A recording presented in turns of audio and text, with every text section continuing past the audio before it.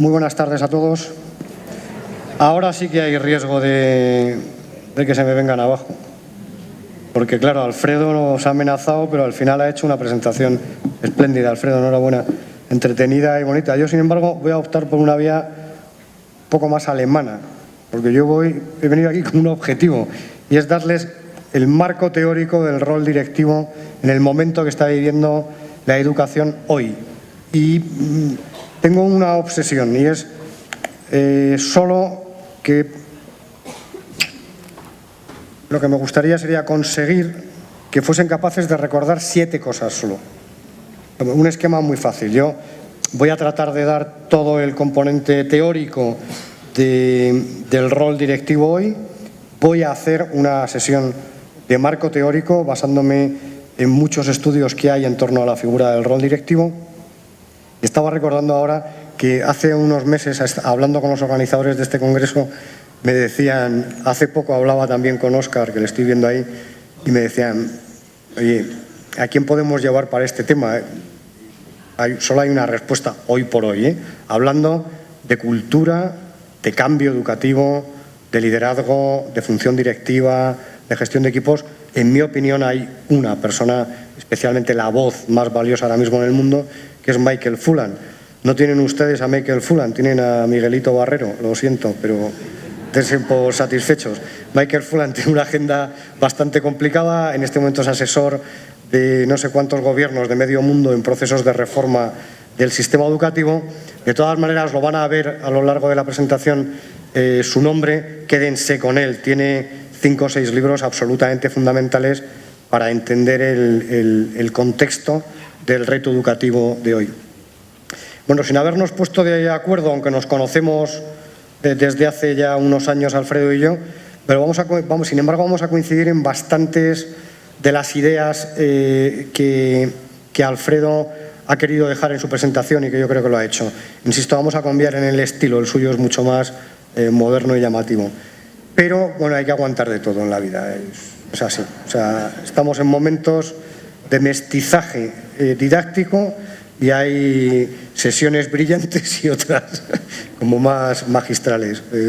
Nos ha tocado la segunda.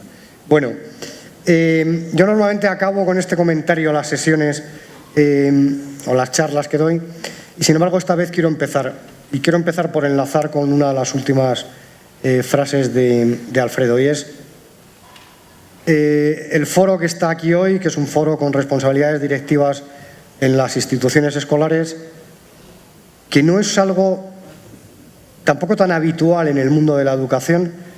Yo, si me lo permiten, me parece que el mundo de la educación es un mundo apasionante, creo que es una de las profesiones más bellas del mundo, pero sin embargo no creo que sea un mundo súper alegre, sí, muy divertido, no sé cómo lo dicen aquí, como muy marchoso, no, es un mundo así como un poco apagado, muy estresante, como muy preocupado.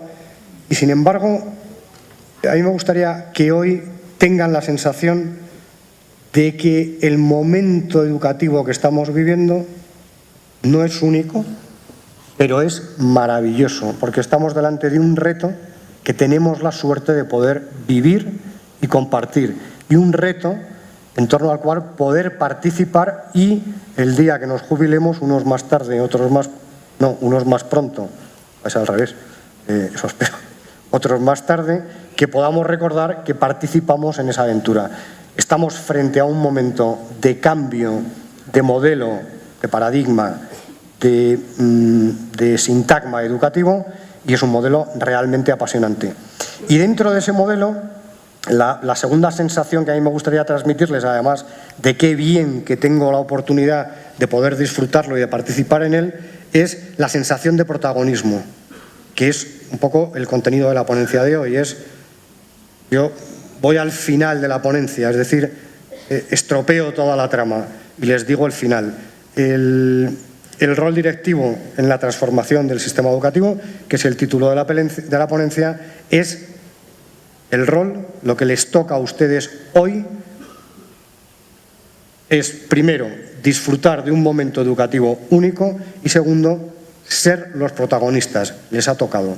No se pueden esconder. Los tiempos llaman a la puerta de los responsables de las instituciones educativas. Es un momento en el que hay que enseñarse, en el que hay que mostrarse, y mi recomendación, si me lo permiten, no teniendo labores ni responsabilidades directivas en ningún centro, es disfruten, pásenla bien, porque es un momento maravilloso en el que cualquiera querría contribuir. Yo estudié, como han recordado al presentarme, Ciencias de la Educación hace 30 y tantos años.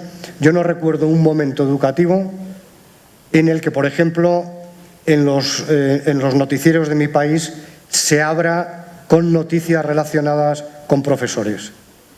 En el telediario de más audiencia de España, no voy a decir que ocurra todos los días, desde luego hace unos años no ocurría jamás. Pueden abrir el telediario o el noticiero hablando de alguien que supongo que ya conocen, que es Sor Innovación. ¿Les suena? Montserrat del Pozo. Es una religiosa que en este momento es un icono de la innovación educativa, está llevando un proceso de innovación en todos sus centros y de repente algo inaudito, desde luego, en la realidad española, que es que la educación sea noticia en un telediario de máxima audiencia, en prime time, te abran el telediario refiriéndose a la que es conocida en plan simpático como Sor Innovación. Tampoco había visto nunca que se abra un telediario hablando del que se supone es el mejor profesor del mundo, que es César Bona. Pues también ha sido noticia. Tampoco recuerdo tanto interés en compañías tan tecnológicas, tan modernas y tan vanguardistas por la educación escolar, no por la universitaria, como el interés que están mostrando empresas del nivel de músculo financiero, publicitario, de innovación, de desarrollo, como pueden ser Apple o Google. Que empresas de esa estética, de esos intereses, pongan el foco y gran parte de sus prioridades en el mundo escolar, insisto, no universitario sino escolar, me parece que definen que efectivamente estamos en un modelo realmente distinto. Yo creo que entre todos podríamos recordar nombres de gente que está dando y dando charlas y ganándose la vida, no como nosotros, Alfredo. Yo creo que cobran, que cobran bastante más. Es decir, no sé si ustedes han oído hablar de Ken Robinson, de Tony Wagner, de gente que va dando charlas sobre educación en el mundo y cobrando una fortuna. Pero una fortuna, quiero decir, que pueden cobrar miles y miles de dólares por una charla en TEDx o por una charla si los hubiésemos traído aquí. Yo creo que eso no ha pasado nunca, es un momento único, e insisto, es un momento único del que no deberían inhibirse porque todos los dedos les apuntan a ustedes como los responsables de liderar, no de redactar el final de la historia, pero sí de liderar la escritura de la nueva educación que todos los que estamos implicados en ella estamos obligados a escribir. La tarea de reinventar y reimaginar y reescribir la educación, yo no, al contrario, creo que estoy transmitiendo un tono de entusiasmo, no quiero transmitir ningún dramatismo, es ineludible. El que no la haga estará matando su institución escolar. Es ineludible, hay que hacerlo. Bueno, una vez que he hecho digamos, el entorno más actitudinal o emocional, yo me voy a referir al liderazgo pedagógico, como ha hecho Alfredo. Voy a mencionar a los equipos como clave de la gestión, como ha hecho Alfredo, y voy a mencionar otra serie de cosas. Insisto, yo creo que vamos a resultar dos sesiones complementarias sin haberlo pretendido. Lo que voy a hacer, o un poco la idea que tengo de la ponencia es la siguiente. Yo primero siempre me gusta, antes de ver una propuesta concreta, ver en qué contexto se produce eso. Es decir, por qué hoy estamos aquí hablando de qué rol debe tener un directivo en la transformación del sistema educativo. Una vez que haga eso, que aquí lo siento, porque veo caras que la primera slide de mi presentación ya la han visto, pero yo para esto soy muy escolar, o sea, yo tengo que llevar un orden y si no tengo el orden de la explicación me pongo nervioso. Entonces yo me pongo muy nervioso. O sea, primero lo primero y segundo lo segundo. Entonces yo tengo que explicarles en qué contexto estamos y por qué estamos hablando de transformación, que va a ser el cambio de paradigma educativo según un modelo que me gusta mucho, que es de Axel Rivas. Luego trataré de dimensionar desde distintas opiniones con 5 frases que la sensación que hay con respecto a la escuela es una sensación de crisis. Una sensación de crisis, no hay por qué tener necesariamente una percepción peyorativa o negativa de una situación de crisis.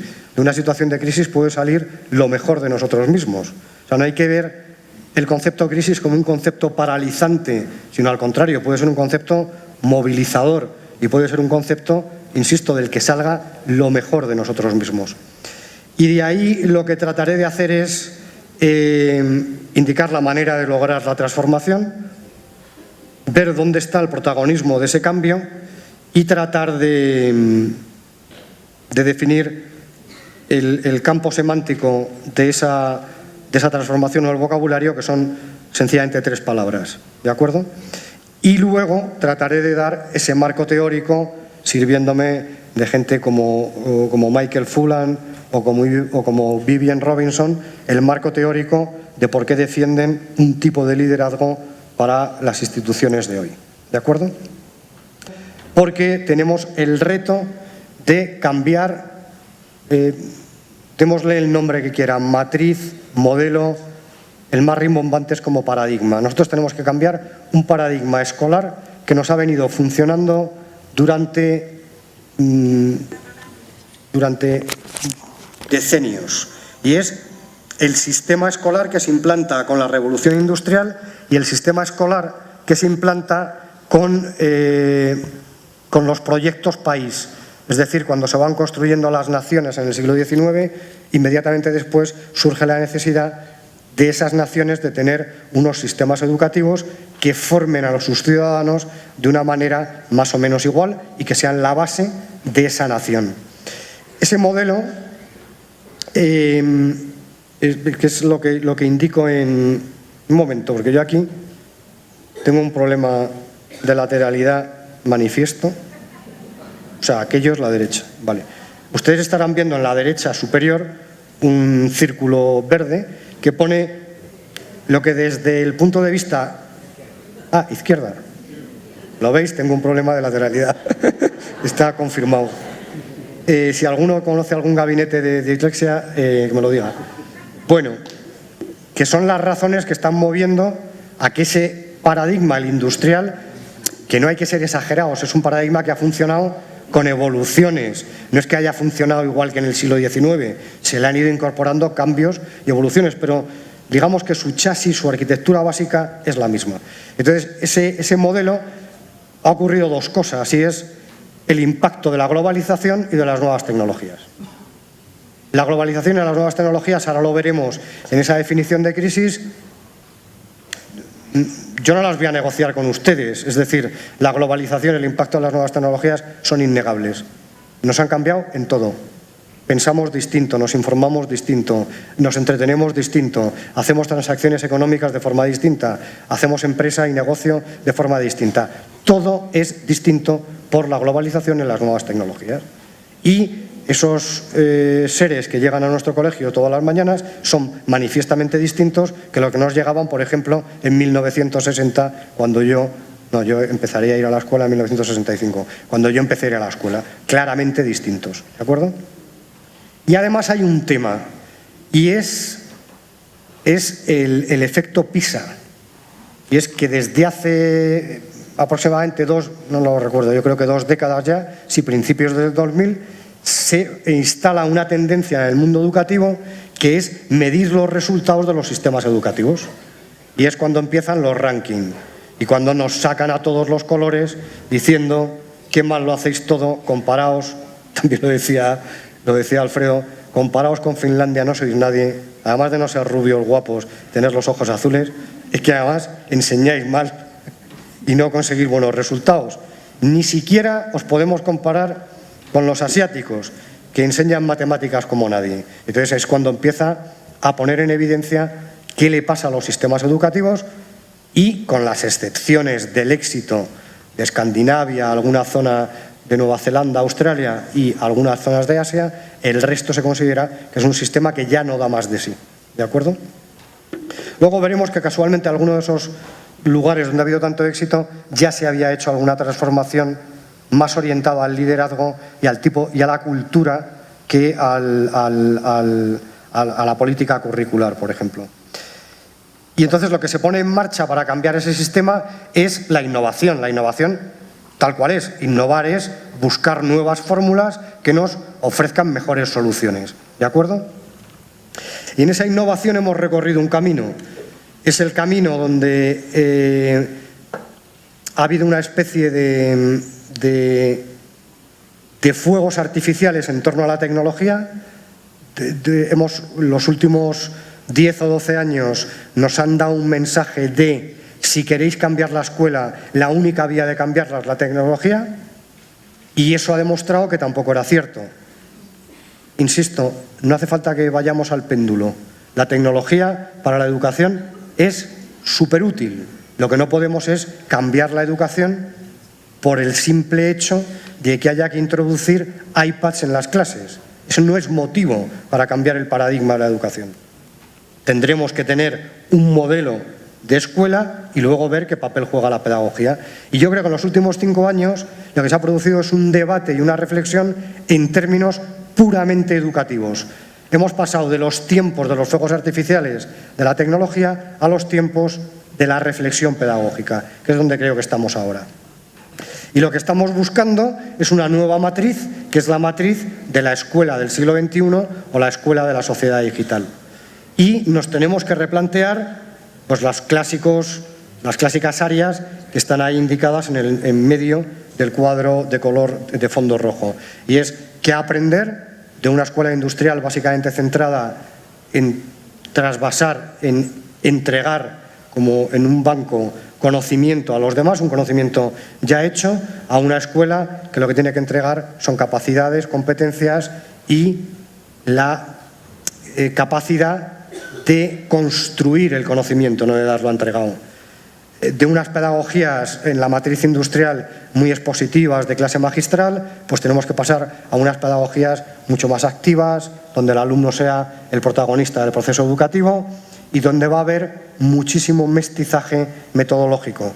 No va a ser cuestión de una opción metodológica.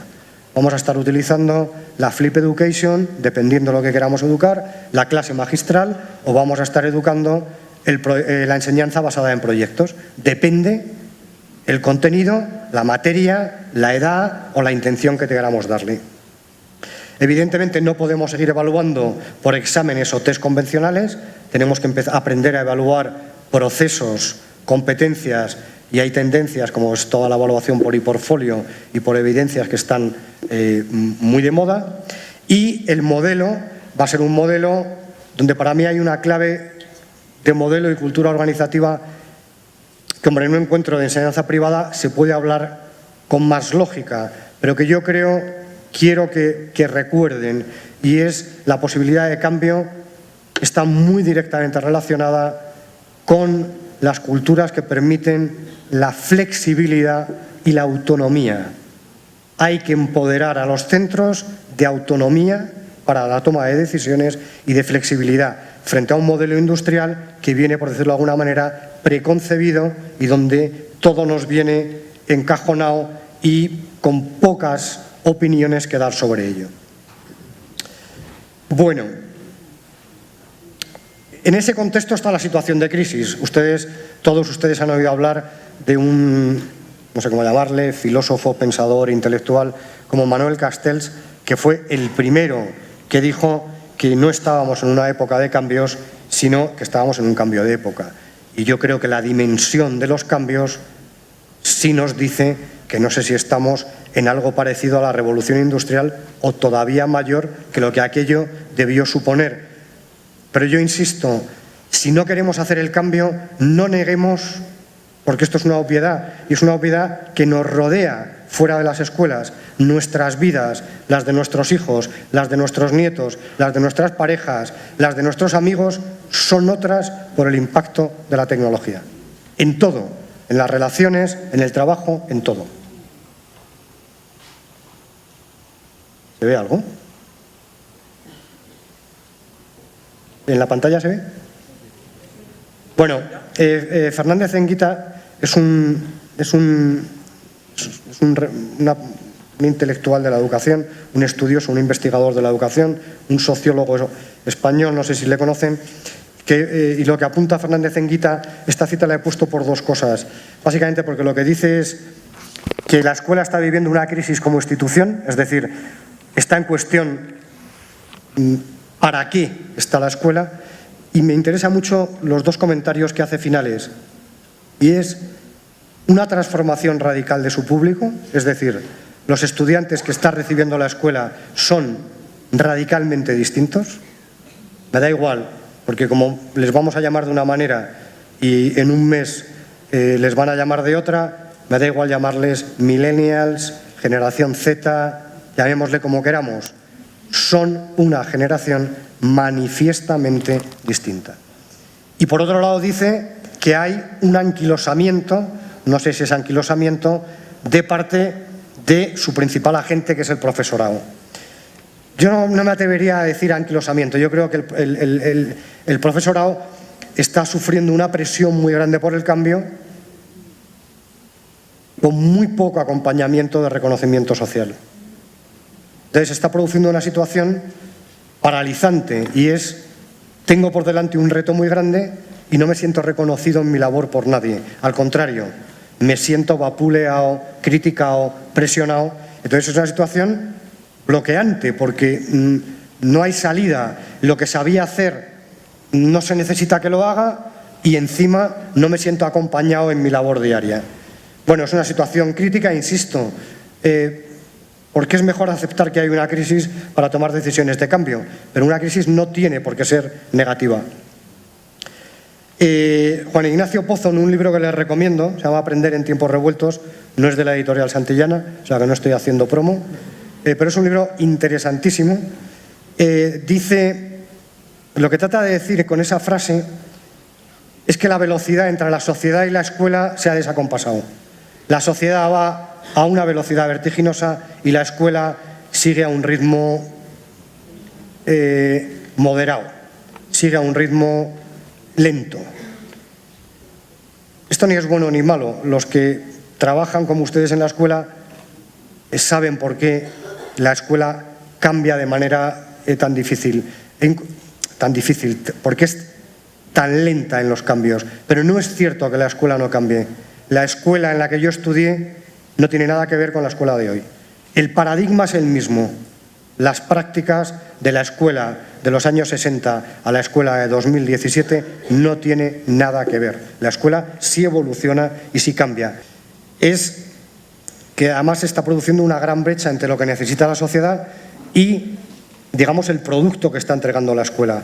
La escuela está entregando, permítame para que me entiendan, lo estoy planteando en términos más economicistas, está entregando un producto un poquito desfasado con lo que la sociedad está reclamando. Y vuelve a indicar una cosa, y es que ni los alumnos están satisfechos con lo que les da la escuela, ni los maestros están satisfechos con los resultados ni con su preparación. Por lo tanto, dos cosas: cambio de paradigma, sensación de crisis. Y vamos a la tercera, que es un punto de vista muy bueno. Este libro lo tienen en la página web de la Fundación Santillana en PDF y es un magnífico libro de Axel Rivas. Perdón, el libro no, estoy siendo analógico. Es un magnífico PDF. Lo tienen, insisto, en la página de la Fundación. Y se llama Cambio e Innovación Educativa.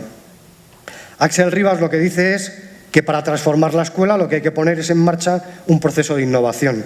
Y es muy equilibrado en los términos en que lo plantea. Él dice que la definición es esa fuerza vital que nos hace ser capaces de reconocer que la matriz tradicional tiene limitaciones y que nos mueve a alterarla en beneficio de las habilidades o los derechos. Derechos se refiere a derechos de educación, de tipo de aprendizaje a recibir por los alumnos del siglo XXI.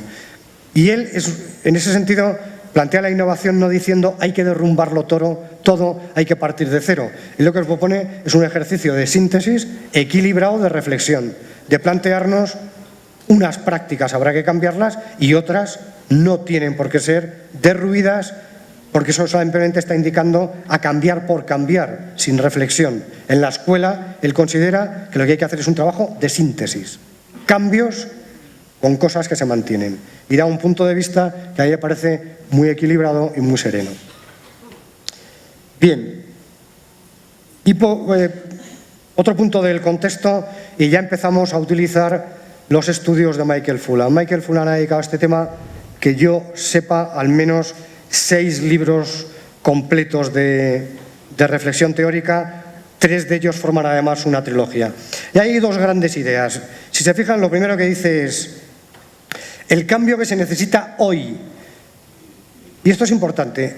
Ese cambio al que mencionaba Alfredo, cuando el reto de la educación era la cantidad, era universalizar, ese cambio sí podía venir impuesto por un gobierno, por una ley, y es extiéndase la escolaridad 2 años más en secundaria. ¿De acuerdo? Porque es una decisión puramente política y es una decisión muy vinculada a presupuestos y a dotación económica. Sin embargo, lo que estamos diciendo ahora, que es un cambio de paradigma, un cambio cualitativo, no de cantidad, lo que dice Michael Fullan, todo lo que dice Fullan está sostenido en estudios, no se trata de una ley, ni estemos esperando a que venga el gobierno a resolvernos la necesidad de cambio educativo.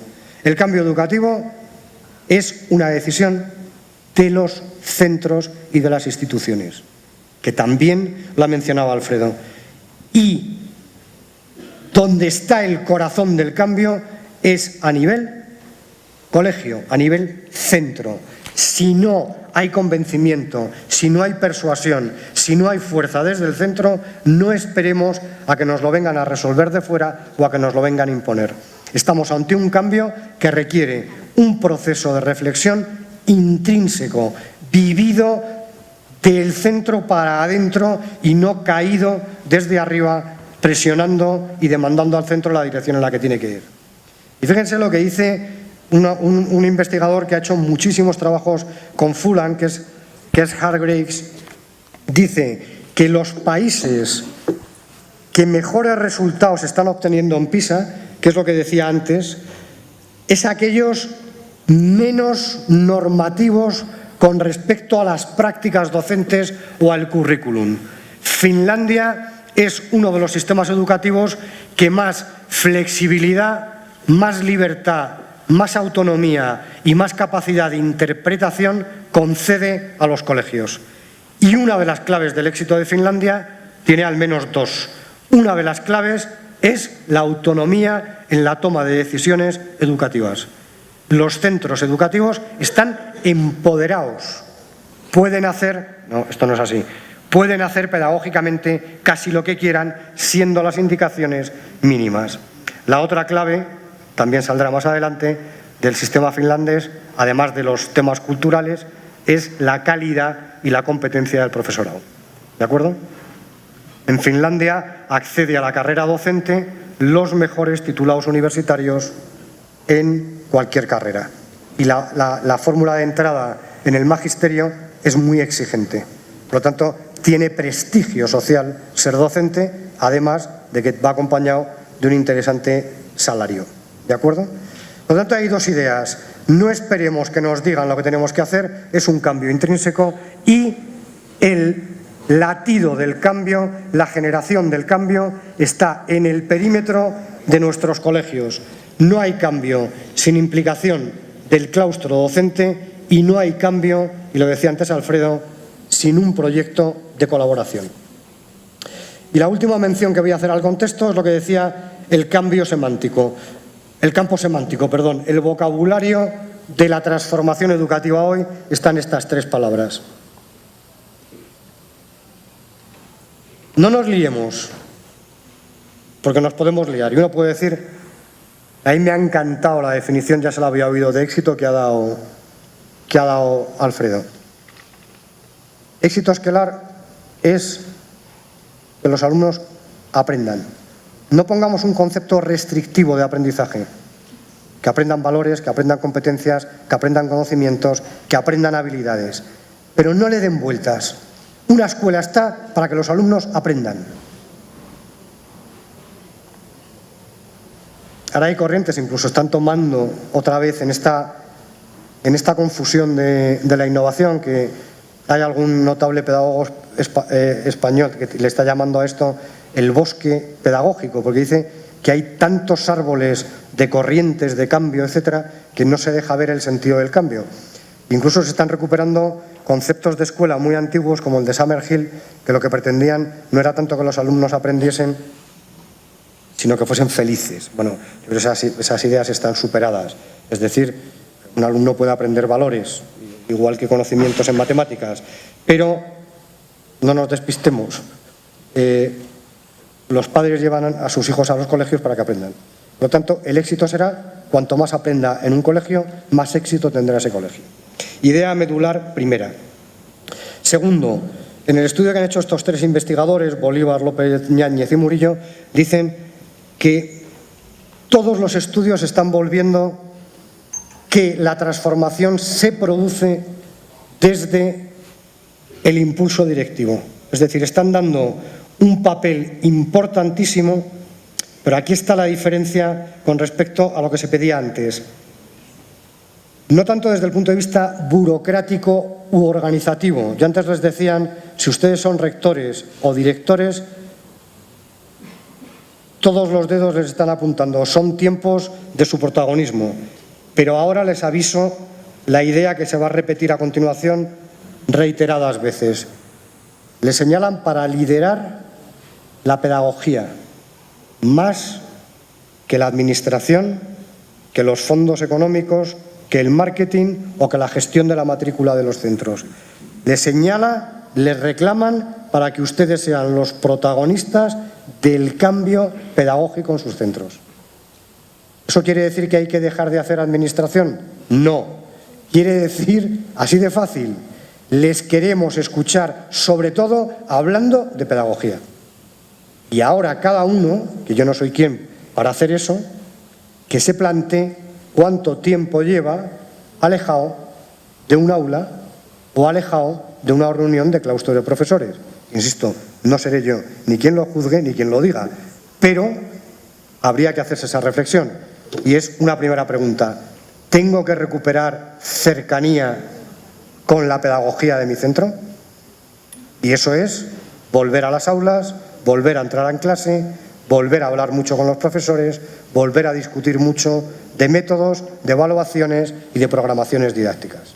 Y formación para eso sí tienen. Y hay una tercera palabra clave, y es que este proceso necesita un líder y alguien que sea capaz de generar una dinámica de cambio.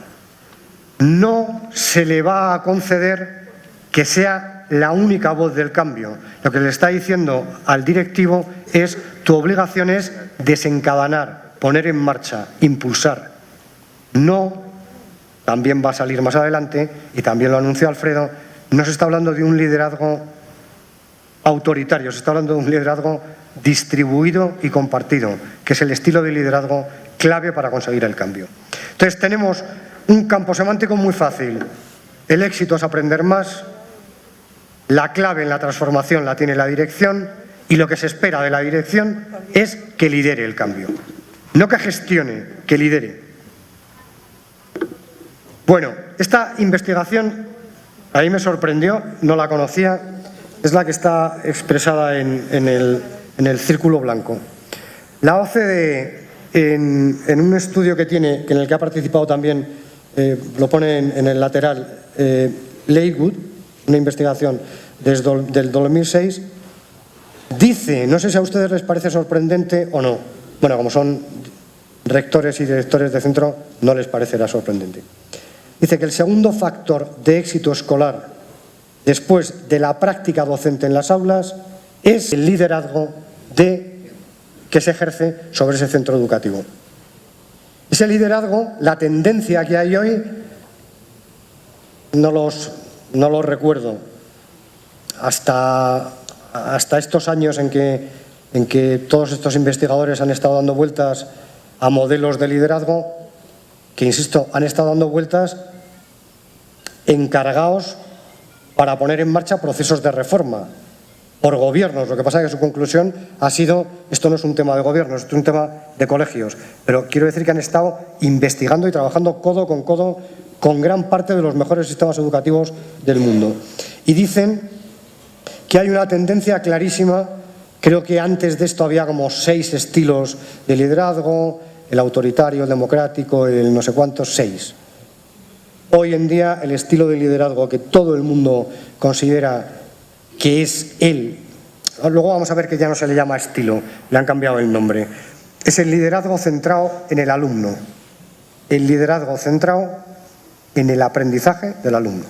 Esa es la tendencia que enmarca todas las teorías y todas las recomendaciones, que es ese liderazgo que hace la diferencia, y miren otra vez la palabra, en cuanto a la equidad y excelencia de los logros académicos de los alumnos.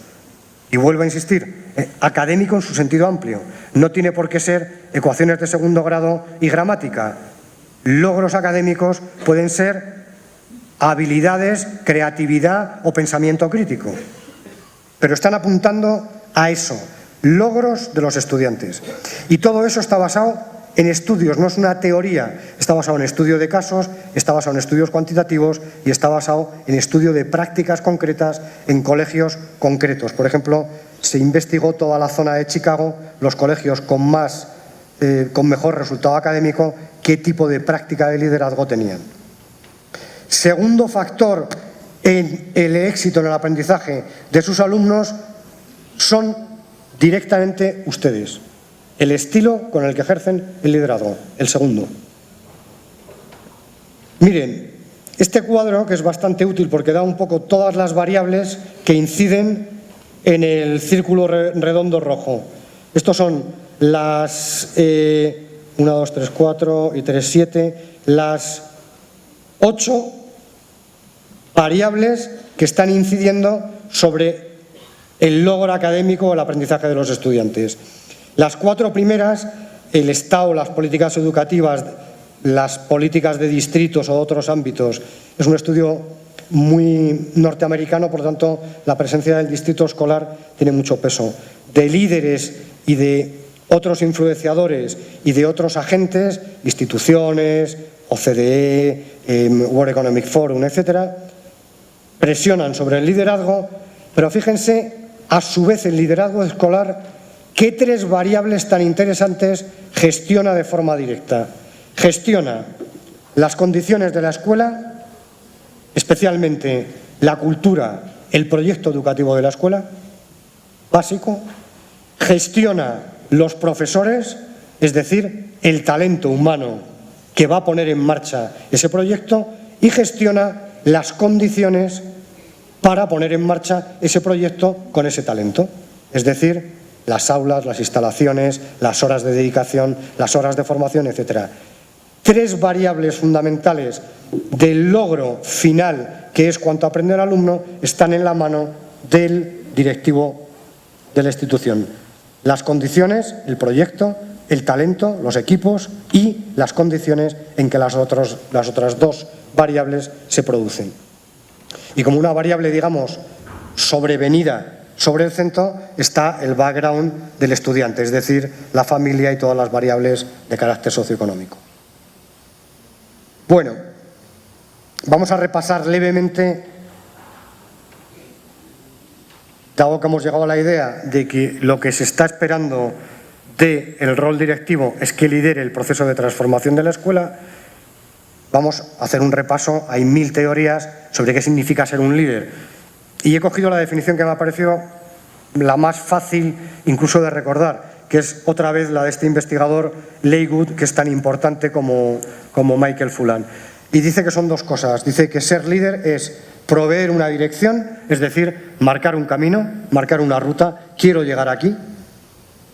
Lo que oíamos en la ponencia anterior, ¿qué quiero que sea mi escuela dentro de 10 años?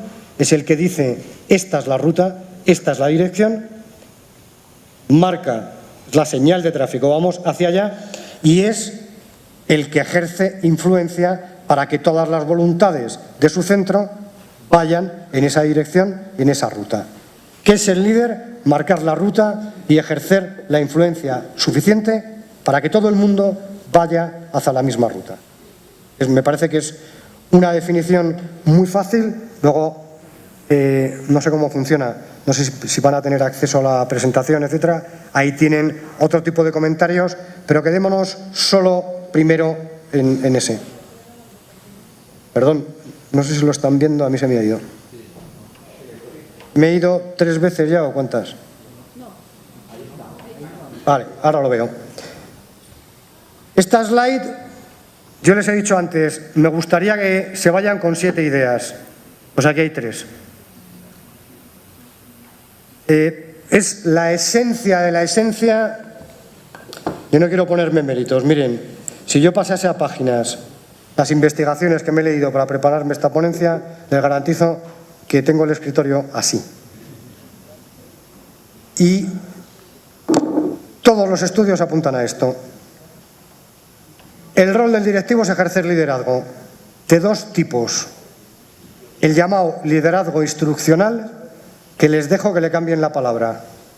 Liderazgo en la pedagogía. Por favor, quédensela en la cabeza. Y lo que quieren los tiempos es que lideren la pedagogía de sus centros. Para ello, lo que quieren es que hagan otro tipo de liderazgo, que es aquel que es capaz de transformar, que se llama liderazgo transformacional. ¿A qué se refiere esto? Se refiere a esas 4 cosas. Ustedes tienen que poner la visión, tienen que gestionar el capital humano, es decir, sus equipos. Ojo, no solo el docente, todo el capital humano del colegio, hasta la última persona de administración, tiene que compartir la visión. Compartir la visión. Todo el personal. Lo que pasa es que su liderazgo en este momento de cambio tiene que ser sobre todo pedagógico. Su principal objetivo es focarse en el capital humano docente. Tienen que hacer una organización y una cultura donde sea posible esos cambios y tienen que crear una comunidad. Tiene que hacerse. Los cambios hoy, en estos tiempos, no pueden ser por imposición. Todo el mundo, lo decía Alfredo, tiene que colaborar y sentirse partícipe. Y el liderazgo, el estilo, no son tiempos autoritarios, son tiempos de liderazgo compartido o también llamado distribuido. Por favor, yo cuando me pongo pesado, soy muy pesado. 3 cosas. Liderazgo, pedagógico y transformacional. El pedagógico es qué práctica pedagógica quiero que se imparta simplemente en el colegio. El liderazgo transformacional apunta visión, gestión de equipos, organización y creación de comunidad. Y el estilo, compartido, distribuido, colaborativo. Así de fácil. Por favor, si a la salida les ponen un micrófono y les dicen qué tipo de liderazgo tienen que hacer, por favor, respondan. O se lo repito otra vez. Bueno, lección de Finlandia y Singapur, 2 de los grandes iconos del éxito escolar. Los sistemas educativos con más alto desempeño, aquí se están refiriendo al desempeño de PISA. Aquí no están siendo nada románticos. Competencia matemática, competencia científica, competencia digital, competencia lectora. No están hablando de felicidad. La única manera de mejorar los resultados es mejorar la instrucción. El aprendizaje se produce en algo tan simple como cuando profesores y alumnos interactúan y, por lo tanto, en lo que se han centrado esos sistemas de tanto éxito es en las interactuaciones que se dan para producirse una buena instrucción y en crear las condiciones en que se pueda producir. Ni más ni menos. Finlandia y Singapur, culturas, pero diametralmente opuestas. Está aquí Isauro, que también ha viajado por esos sitios. Culturas diametralmente, creo que no me equivoco, se lo digo, opuestas, pero el foco es el mismo. El éxito está en la instrucción y lo que hay que hacer es generar unas buenas condiciones para que se produzca esa instrucción.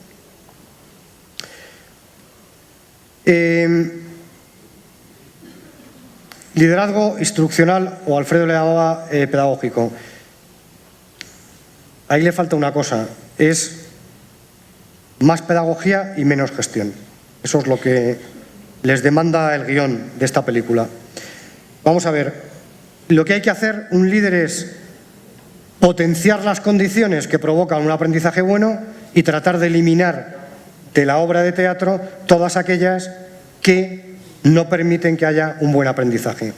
Y eso significa, ese liderazgo instruccional o pedagógico significa que hay que conocer y gestionar y cambiar y modificar el currículum, que hay que conocer las metodologías con las que ese currículum se imparte y luego hay otro área de gestión. Hay que motivar al profesorado. Motivar significa, va a salir en todos los sitios, es ineludible formar y desarrollar al profesorado en estos tiempos, más que nunca. No les pidan cambio de paradigma educativo sin darles formación y oportunidad de desarrollo profesional. No es posible. Las cosas no se hacen con el reto, con la dimensión de reto que tenemos, las cosas no se hacen por simple buena voluntad. Hay que formar, como en una empresa. Cuando las empresas emprendemos un proyecto de cambio, lo primero que se contrata es un plan de formación, porque no se puede hacer las cosas por simple buena voluntad. Aquí hay dos versiones. Esta, si luego van a tener acceso a la presentación, esta slide, que es un poquito pesada, es medular, porque recoge las investigaciones tanto de Leywood como de Vivienne Robinson, que te dice, uno le llama prácticas y el otro le llama dimensiones del liderazgo pedagógico. Las prácticas, según Leywood, son 4. Es establecer, como decíamos antes, una dirección. Ahí hay un error, pone visión, expectativas y ventas del grupo, no es ventas. Es visiones del grupo, no es ventas. Es un error tipográfico. Sí. Segundo, desarrollar al personal docente, rediseñar la organización y gestionar los programas de enseñanza de aprendizaje. Si se fijan, hay mucho paralelismo con las dimensiones de Robinson: establecer metas, asignación estratégica de los recursos que tiene el centro. Estrategia quiere decir asignemos los recursos a lo prioritario, no despistemos esfuerzos ni recursos, asegurar la calidad de la enseñanza, liderar la formación docente y asegurar un entorno ordenado, seguro y de apoyo. Bien, esto es otra manera de verlo, más, digamos, menos académica, que son las claves. Es un modelo súper famoso, los 8 pasos de este investigador que se llama Day. Primero, definir los valores y generar confianza. O sea, que la escuela tenga un propósito compartido. Segundo, mejorar las condiciones. Tercero, reestructurar la organización. Cuarto, crear un ambiente para mejorar la enseñanza del aprendizaje y permitir que haya cambios en las prácticas, nuevos métodos, nuevas estrategias, nuevas didácticas. Quinto, revisar y enriquecer el currículum. Sexto, profesorado, selección, contratación, compromiso. Y 7 y 8, dedicarse a las relaciones. Relaciones muy fuertes en el interior de la escuela, relaciones muy amplias con el exterior de la escuela, con la comunidad. ¿De acuerdo?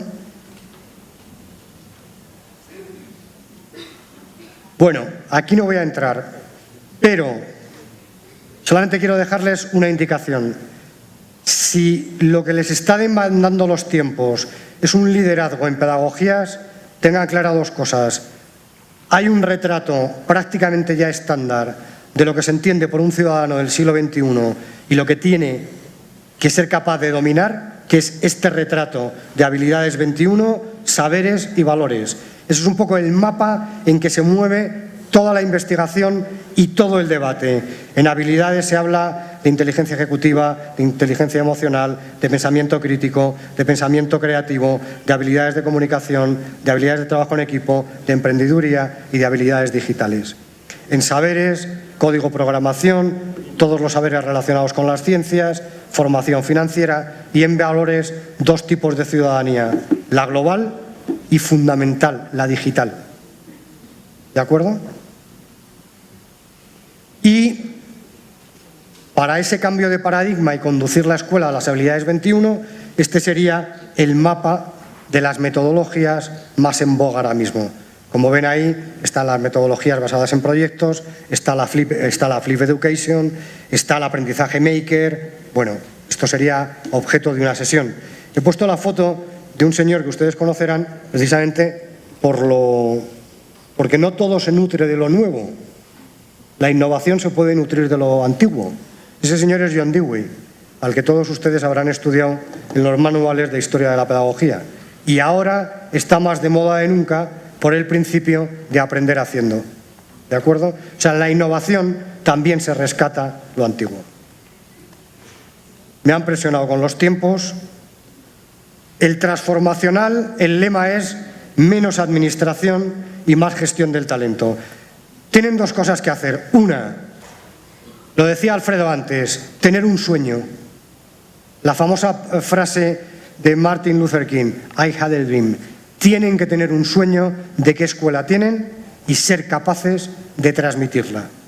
Y la última idea medular que les quiero contar es la teoría de Phelan de las personas. Phelan dice que hay tres tipos de capital que hay que gestionar en la escuela y que hay que gestionar sus interacciones. Por un lado, lo que él llama el capital humano, las personas. El capital social, él lo define como la calidad y cantidad de relaciones entre las personas. O sea, está indicando que hay que crear una cultura de colaboración, de participación, que hay que potenciar que las personas entre sí tengan relaciones. Y la tercera, lo que él llama el capital decisorio, que es utilizar las personas y sus relaciones para generar las decisiones correctas que sean capaces de provocar un cambio. Esta teoría de Phelan, que yo les he puesto en una slide, es un libro entero de Phelan hablando sobre cómo gestionar el capital en los entornos profesionales. Bueno, aquí hay unas recomendaciones súper famosas de un investigador, que no las voy a leer, de Kirkman, como van a tener la presentación, y el estilo de liderazgo lo ha comentado Alfredo. Los tiempos son de que los cambios y liderazgo lo ejercen todos. Todos. No es el liderazgo de una persona hacia abajo. Es un liderazgo que se expande, se comparte y se construye entre todos. Bien. Este es otro libro entero de Phelan, que son los 6 secretos que desde su punto de vista hay que poner en marcha para conseguir un cambio en las instituciones educativas. Como van a tener la presentación, ahí lo dejo.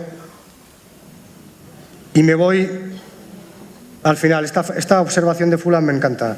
Y es, como les hemos tratado de llevar durante una hora a que hay que liderar de forma colaborativa, etcétera, etcétera, uno puede decir, vale, lo que me están diciendo es que no sea gestor. Y lo que dice Phelan es lo siguiente. Muéstrenme a un líder que no sea un buen gestor y, perdonen, hay un error ahí porque están juntas las palabras, yo les mostraré una organización fallida, en el sentido de que es una organización deslumbrante solo por un momento, pero que no es sostenible. Liderazgo no es incompatible con gestión. No se puede abandonar la gestión. Lo que estamos es cambiando las prioridades. Es más importante ahora liderar, pero no se pueden dejar de gestionar los centros o de garantizar una buena delegación de la gestión.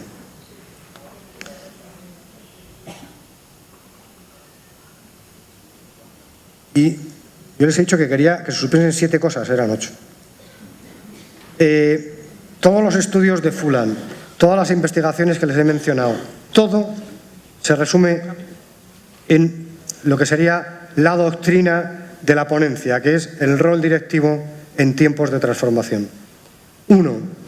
La conversación hoy es un cambio de paradigma educativo, no es una reforma escolar, es un cambio de paradigma educativo, que es construir la escuela del siglo XXI. Y esto no quiere decir que no haya que tener en cuenta ni la tecnología ni la gestión.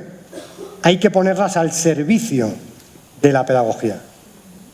Punto 3, El perímetro del cambio es el colegio. Punto 4. El rol del directivo en ese contexto y en ese perímetro es liderar ese proceso. Punto 5. El liderazgo tiene que estar centrado en el alumno y en la mejora de sus logros. Punto 6. El liderazgo transformacional debe aportar visión y gestión del capital o de la gente. Punto 7. El estilo de liderazgo es el distribuido y compartido. Y punto 8. La orientación final de todo es conseguir un ciudadano para el siglo XXI. Yo les quería pedir disculpas porque entiendo que no es una presentación, digamos, animada. No, sinceramente no. Hoy me ha tocado un tema duro, insisto. Es un tema duro, pero seamos serios, estamos delante de un colectivo inmenso de directivos de centros y a veces hay que bañarse de una base y de una fundamentación teórica para emprender un camino. Y eso es lo que yo hoy pretendía, es darles un marco y una fundamentación teórica, en caso darles, por Dios, o aportar mi granito de arena para su construcción de un marco teórico y de referencia que sustente y que soporte su trabajo, sabiendo que hoy hay muchísima investigación en torno al liderazgo educativo. Disculpen y gracias.